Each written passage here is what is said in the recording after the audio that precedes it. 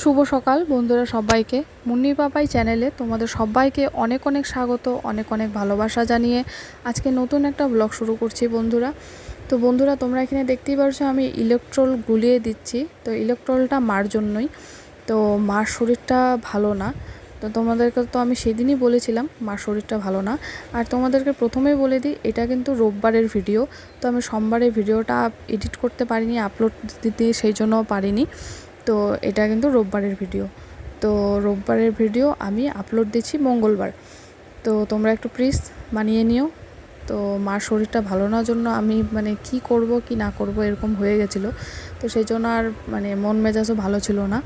তো এদিকে ফুল তুলে আনিছে মা।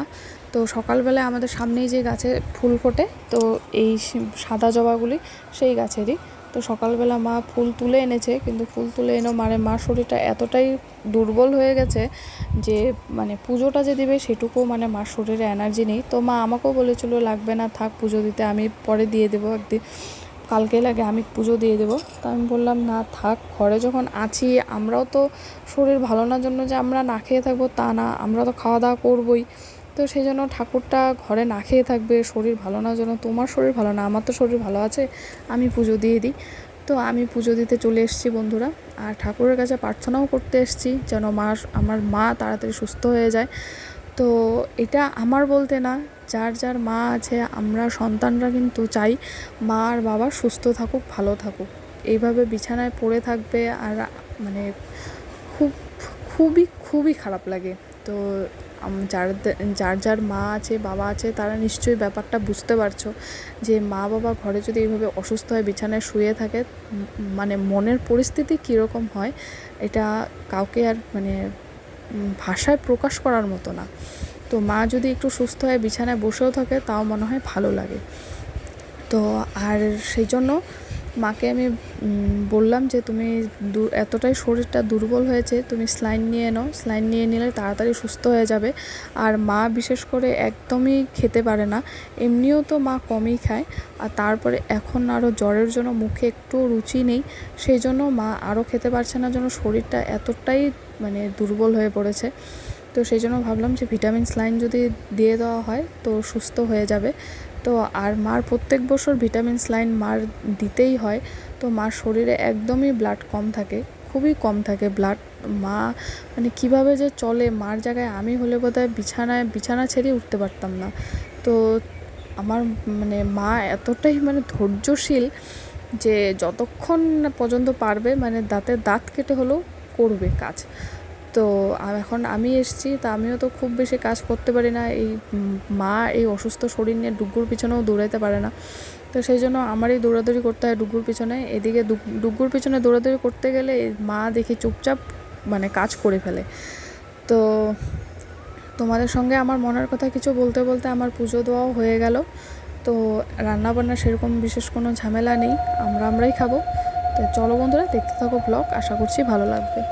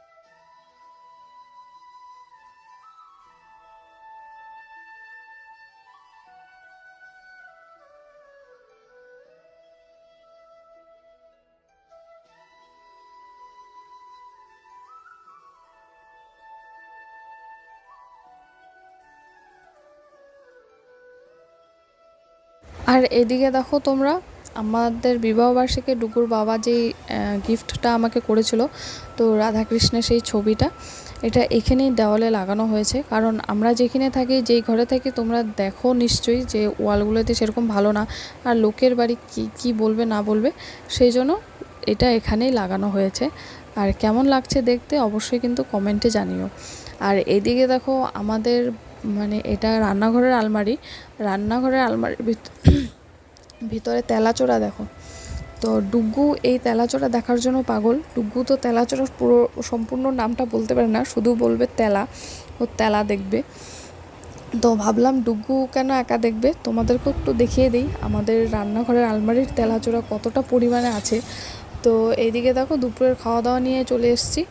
আর বন্ধুরা এটা কিন্তু রোববারের ভিডিও, তো আমি সোমবারে আপলোড দিতে পারিনি, এটা মঙ্গলবার আপলোড দিচ্ছি, তো তোমরা একটু মানিয়ে নিও। তো আমি তো শনিবারে বাড়িতে এসেছি, তো শনিবারে আমরা মাংস খেয়েছি, শনিবারে মাংস নিয়েও এসেছিলাম টিফিনে মা বাবার জন্য। তো মা তো খাইনি রাত্রেবেলা, আমিও খাইনি, শুধু ডুগ্গু আর ডুগ্গুর বাবাই মাংস খেয়ে ডুগ্গু না, মানে আমার বাবা ডুগ্গুর বাবা মাংস খেয়েছে। তো বাকি মাংসটা মা ভালো করে জাল দিয়ে রেখে দিয়েছিল। তো এখন দুপুরবেলা সেই মাংস দিয়েই ভাত খেয়ে নিলাম। মাংস আছে, তারপরে মিষ্টি লাউ সজনে ডাঁটা দিয়ে তরকারি আর পনিরের তরকারি। তো এদিকে ডুগ্গু দেখো, ডুগ্গু খেলছে। আর আমার দাদার মেয়েকে তো তোমরা দেখতেই পারলে, মানে ছোট্ট সোনামা। তো মানে ডুগ্গু তার বুনুকে দেখার জন্য একটু পরে পরেই ব্যস্ত হয়ে পড়ে, সেই জন্য তো আর বুনুকে আমি এখানে এনেই ঘুম পাড়িয়ে রেখেছি। আর ডুগ্গুও যখন এরকম ছোট ছিল তখন ডুগ্গু আমার এই বৌদি ভাইয়ের কাছে গিয়েই মানে ঘুমিয়ে থাকতো, এই বৌদি ভাইয়ের কাছে। তো বৌদি ভাই রাখতো ডুগ্গুকে, মানে এরকম যখন ছোট ছিল তখন বৌদি ভাই নিয়ে ওকে, মানে দুপুরবেলা যখন আমরা খাওয়া দাওয়া করতাম তখন বৌদি ভাইয়ের কাছে দিয়ে আসতাম, ওই বৌদি ভাইয়ের কাছে থাকতে থাকতে ঘুমিয়ে পড়তো। তো এখন যখন ও বুনুকে মানে দেখে এই বৌদির কোলে, তো ওর মনটা একটু খারাপ হয়ে যায়। প্রথম যখন একদম প্রথম যেদিন দেখতে গেল ও, আমি যেদিন দেখতে গিয়েছিলাম বৌদিকে নার্সিংহোমে, তো সেদিন ও দেখে যে মাম্মামার কোলে আরেকটা আমার মতন মানে কেউ, তো তখন ওর মনটা মানে দেখার মতন ছিল, মানে এতটা খারাপ হয়ে গেছিলো। ওর মাম্মাম ওকে এত মানে ডাকাডাকি করছে, ও মাম্মামের ডাকে সাড়া মানে দিলই না। তো ওর মনটা খুবই খারাপ হয়ে গেছিলো। তো এখন আস্তে আস্তে বুঝতে পারছে যে এটা একটা বুনু আসছে, খেলার সঙ্গী আসছে। তো ওকে বুঝাতে এখন মনটা একটু ফ্রি হয়ে গেছে ওর। তো সেই জন্য এখন বুনুকে আদর করে, বুনুকে একটা পাও করে দেয়। তো একটু বুনু একটু পরে পরে বুনুকে দেখতে আসে। তো আর এইদিকে দেখো বন্ধুরা, আমরা সবাই মিলে সুপারি তুলছি। তো এই সুপারি তুলতে এসেও অনেক পুরনো কথা মনে পড়ে গেছে। যেমন আগে যখন অনেক আগে আমি, দিদি, দাদারা সবাই, তারপরে ছোটো মা, মেজো মা, বম্মা, মা সবাই মিলে একসঙ্গে সেই যে চা খেয়ে 6টা-7টার সময় সুপারি তুলতে বসতাম, 10টা-11টা বেজে যেত আমাদের সুপারি তুলতে। এখন তো কিছুই নেই সুপারি, তোমরা মানে কিছুই দেখছো না। আগে যখন অনেক সুপারি হতো, সবাই মিলে একসঙ্গে এইভাবে গল্প করতাম আর সুপারি তুলতাম।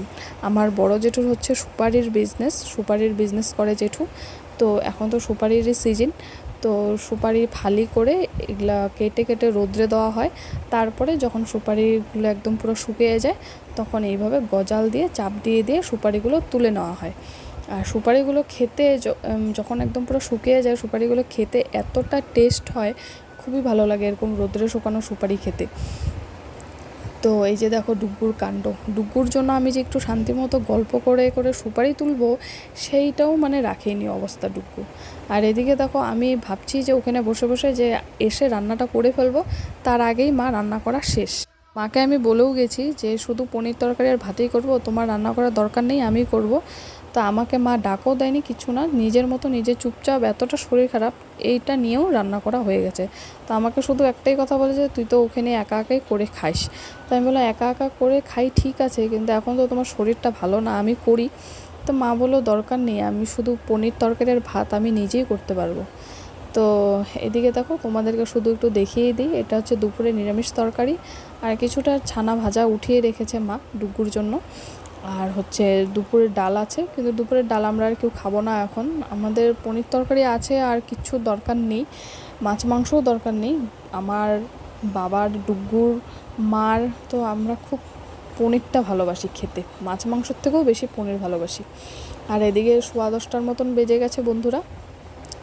তো মাকে স্লাইন দিয়ে গেছে, তো ফার্মেসির থেকে একটা কাকু এসছে, কাকুটা এসে স্লাইন দিয়ে গেল। তো স্লাইন শেষ হতে হতে অনেকটাই রাত্র হয়ে যাবে, কারণ মার শরীরটা অনেকটাই দুর্বল জন্য স্লাইনটা একদম স্লো করে দেওয়া আছে। তো কাকু বললো এর চেয়ে বেশি স্পিডে দেওয়া যাবে না বৌদিকে, কারণ বৌদির শরীরটা অতিরিক্ত দুর্বল। তো সেই জন্য দেখো অনেকটাই রাত্র হয়ে গেছে। তো প্রায় অনেক রাত্র হয়ে যাবে স্লাইনটা শেষ হতে হতে। তাই এখনও সময়টা ঠিক বলতে পারছি না। আর এদিকে ডুগ্গুকে খাওয়ানো হয়ে গেছে, বাবারও খাওয়া হয়ে গেছে, আমারও খাওয়া হয়ে গেছে, মাও একটু খেয়ে নিয়েছে। তো চলো বন্ধুরা, আজকের ব্লগ তাহলে এই পর্যন্তই রাখলাম। ব্লগটা যদি ভালো লাগে অবশ্যই লাইক করো, কমেন্ট করে জানিও। তো দেখা হবে পরের আবার নেক্সট ব্লগে। আর আমার মা যেন ভালো হয়ে যায়।